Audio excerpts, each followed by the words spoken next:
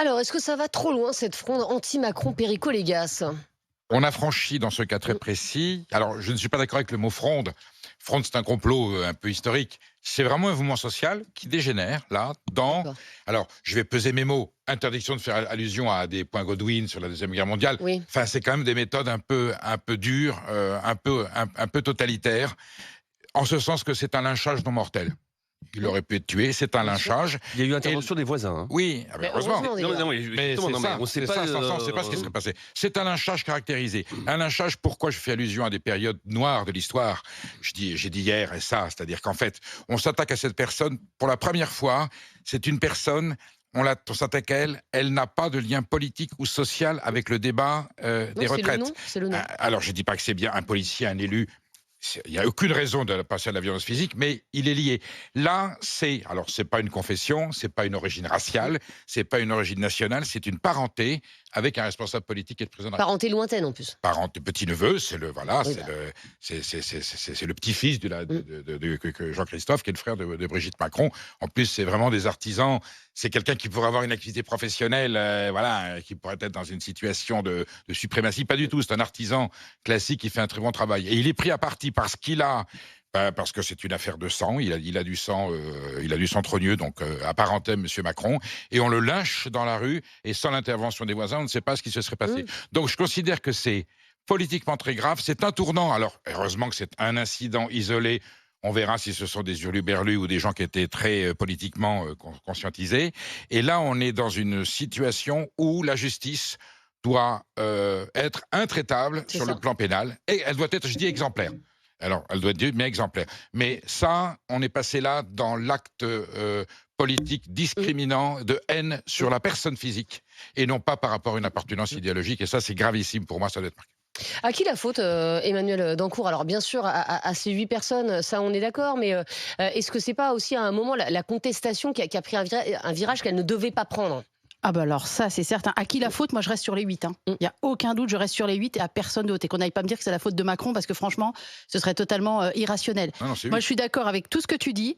Je vais résumer ça en une phrase, Perico. La colère, oui. La haine, non. Ça devient totalement irrationnel. En plus, ça les décrédibilise totalement. Ah oui, là. Je ne comprends pas. Mais moi, je ne comprends pas depuis les 4 mannequins qui représentaient les Miss brûlées à Dijon. Je ne comprends pas. La tête sur une pique, je ne comprends pas.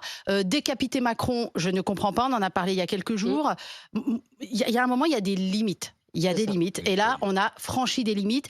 Et ça fait peur. Parce que quand on passe de la colère, qui est complètement légitime, quand on passe de la colère et qu'on devient haineux de manière totalement irrationnelle, c'est la porte ouverte à Ça. tout et n'importe quoi. Et comme tu le dis, si les voisins n'étaient pas intervenus, il lui serait arrivé quoi à cet homme-là? Ah bah. On n'en sait rien, vaut mieux pas le savoir. Mais il y a déjà quand même 2 côtes de cassé, un doigt Oui, oui. sur il y a l'entorse. plusieurs Côte de cassé, ça veut dire Voilà, violence il victime. y a 4 jours d'indemnité de Ouais. travail, d'arrêt. Voilà, il faut que ça s'arrête. Absolument. Il faut que ce soit très très durement Sanctionné. sanctionné. Mais comme il n'y a pas de preuves, ça va être compliqué. Hein. Et moi, je ne pense que ça ne va pas s'arrêter, Emmanuel. Daniel Riolo. Bah, je pense aussi Ça que ne c'est va ça pas qui me fait peur. s'arrêter. Ah, je pense que si, moi, justement, ça Ah, va tu être le crois coup d'arrêt. Ah, Ah, non, il faut pas, moi. espérer quand même. Non, Moi, je non, crois pas. Daniel a peut-être Ça va aller plus loin, là. Daniel encore. a peut-être raison. Si, En si. fait, d'abord, bon, il faut dire qu'il n'y a pas de question et il n'y a pas de débat. C'est peut-être Oui. la première fois dans l'histoire toute récente d'Estelle Midi qu'il n'y a pas de débat et pas de question, finalement. Il y a juste une analyse à faire sur ce climat de violence généralisé. Et un climat, et j'assume totalement ce que je vais dire, qui est entretenu par un parti qui sort chaque jour un petit peu plus de la République. Car tout simplement, c'est un parti qui ne s'assume pas encore complètement. Il devrait s'assumer. Un petit peu de courage, messieurs, dites-le. C'est un parti révolutionnaire, c'est LFI, bien sûr, qui veut couper des têtes, qui le montre. Ils ont une fascination pour les coupeurs de têtes. Hein. Il y a eu plein...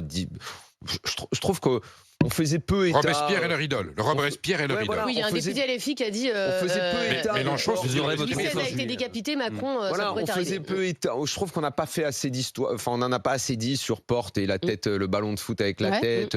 Voilà, c'est un Il parti. a dénoncé l'agression. hein, là. C'est un parti robespierriste, je le dis Enfin, très ouais, régulièrement. Mélenchon l'a fait à Ils ont Dijon, une hein. fascination pour la terreur.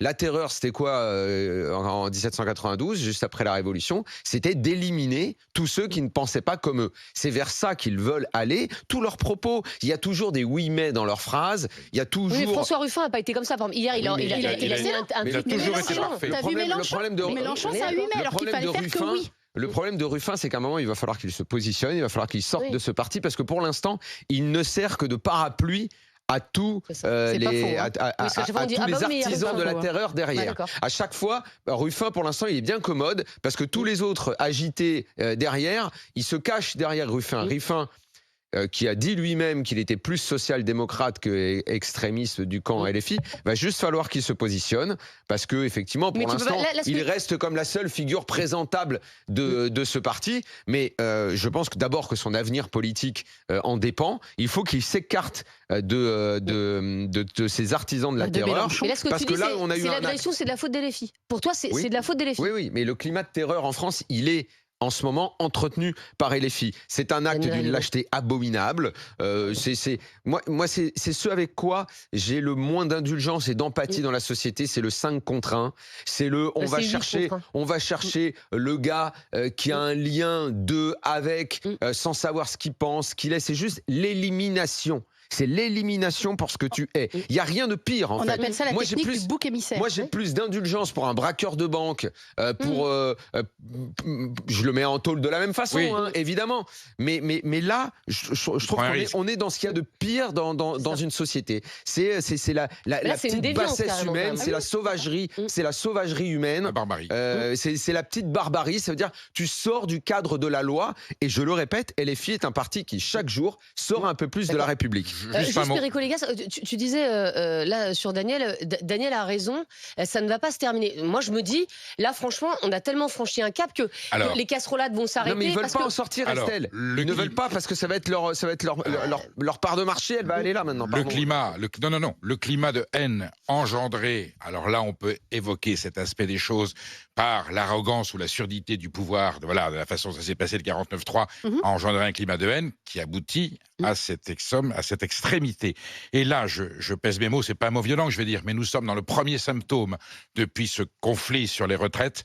Nous sommes dans le premier symptôme avec cette agression de la guerre civile. Alors, exactement. C'est un cas. Exactement. J'espère que ça va s'arrêter là, mais ça veut dire que puisque ça s'est passé, Daniel a raison, il peut y en avoir d'autres. Et je connais des gens, et on sait qu'il y a des gens encore plus excités, encore plus irresponsables, encore plus ignobles que les 8 personnes qui ont attaqué les 4 et qui sont prêts à passer à l'acte.